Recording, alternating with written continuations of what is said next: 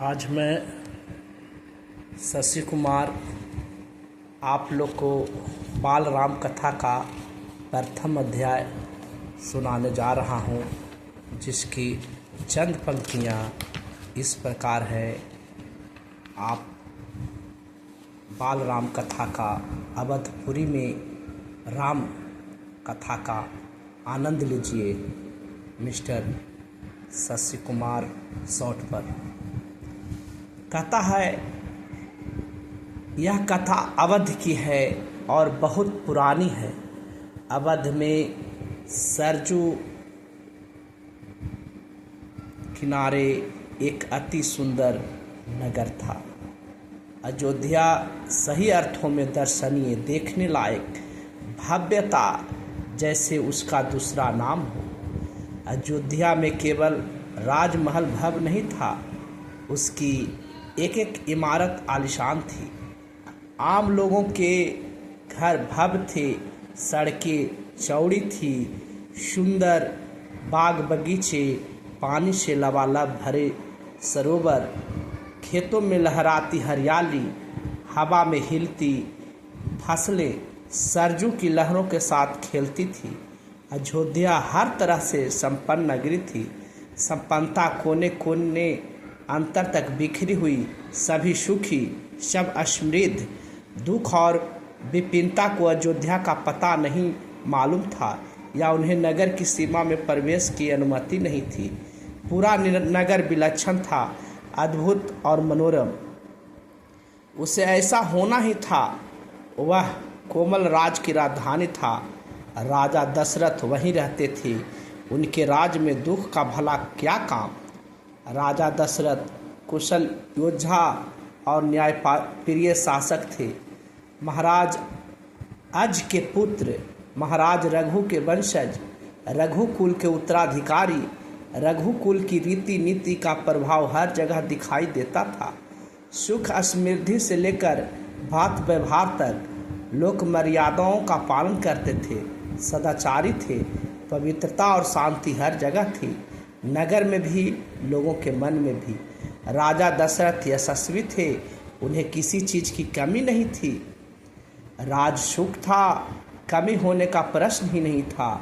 लेकिन उन्हें एक दुख था, छोटा सा दुख, मन के एक कोने में छिपा हुआ। वह रह रह कर उभर आता था, उन्हें सालता रहता था। उनके कोई संतान नहीं थी।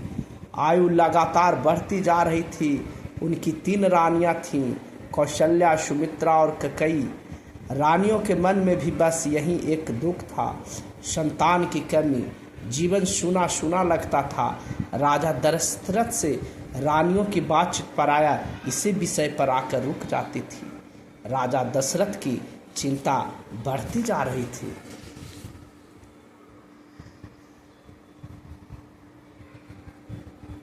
बहुत सोच विचार कर महाराज दशरथ ने इस संबंध में विशिष्ट मुनि से चर्चा की। उन्हें पूरी बात विस्तार से बताई। रघुकुल के अकेले उत्तराधिकारी के बारे में अपनी चिंता बताई। मुनि वशिष्ठ राजा दशरथ की चिंता समझते थे। उन्हें दशरथ को यज्ञ करने की सलाह दी, पुत्रेष्टि यज्ञ। महर्षि ने कहा, आप पुत्रेष्टि यज्ञ करें महाराज, आपकी इच्छा अवश्य पूरी होगी। यज्ञ महान तपस्वी ऋषि की देख रेख में हुआ। पूरा नगर उसकी तैयारी में लगा हुआ था। यज्ञशाला सरजू नदी के किनारे बनाई गई। यज्ञ में अनेक राजाओं को निमंत्रित किया गया। तमाम ऋषि मुनि पधारे। शंख ध्वनि और मंत्रोच्चार के बीच एक एक करके सबने आहुति डाली। अंतिम आहुति राजा दशरथ की थी। यज्ञ पूरा हुआ। अग्नि के देवता ने महाराज दशरथ को आशीर्वाद दिया।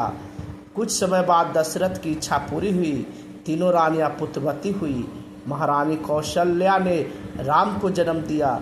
चैत्र माह की नवमी के दिन रानी सुमित्रा के 2 पुत्र हुए, लक्ष्मण और शत्रुघ्न। रानी कैकेयी के पुत्र का नाम भरत रखा गया। राजमहल में खुशी छा गई। नगर में बधाइयाँ बजने लगी, मंगल गीत गाए गए। हर ओर खुशी उत्सव जैसा दृश्य। राजा दशरथ प्रसन्न थे, उनकी मनोकामना पूरी हुई। राजा प्रसन्न थी, प्रजा प्रसन्न थी कि राज दशरथ की चिंता दूर हुई। नगर में बड़ा समारोह आयोजित किया गया। धूमधाम से आयोजन में दूर दूर से लोग आए। राजा दशरथ ने सबको सम्मान दिया, उन्हें कपड़े, अनाज और धन देकर विदा किया। चारों राजकुमार धीरे धीरे बड़े हुए। वे बहुत सुंदर थे, सुदर्शन। साथ खेलने निकलते तो लोग उन्हें देखते रह जाते, आंखें उनसे हटती ही नहीं थी। चारों भाइयों में आपस में बहुत प्रेम था। वे अपने बड़े भाई राम की आज्ञा मानते थे। खेल कूद में लक्ष्मण पराया राम के साथ रहते। भरत और शत्रुघ्न की एक अलग जोड़ी थी और बड़े होने पर राजकुमार को शिक्षा दीक्षा के लिए भेजा गया।